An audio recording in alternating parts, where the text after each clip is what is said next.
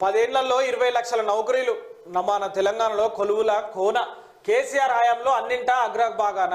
సిగ్గుండాలి మాట రాయని. కానీ ఉపాధి వేతనాల్లో అన్యాయం. నెట్ స్కోర్తో పిహెచ్డి నిజంగా చెప్తున్నాయి. ఇప్పుడు ఇలా మన తెలంగాణలో కొలువుల కోన అంట. కేసీఆర్ హయాంలో అన్నింటా అగ్రభాగానంట. ఇది తప్పు, బరాబరి తప్పు వాత. ఎట్లా అంటే నోటిఫికేషన్లే రాలేదు. ఉస్మానియా యూనివర్సిటీలో ఉన్నటువంటి నిరుద్యోగులందరినీ, విద్యార్థులందరిని అడిగితే వాళ్ళే చెప్తారు మన తెలంగాణలో కొలువున కోననా కాదా అనేది.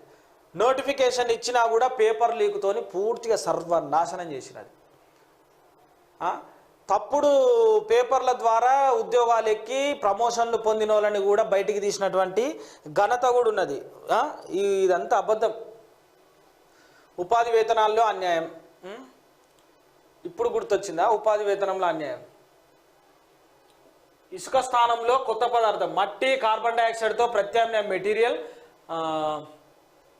కొత్త పదార్థం అంట. కేటీఆర్ సిరిసిల్ల జిల్లా సారంపల్లిలో సాగునీరు అందక ఎండిన పంట పొలాలను పరిశీలించి రైతులతో మాట్లాడుతున్న కేటీఆర్ నేతలు.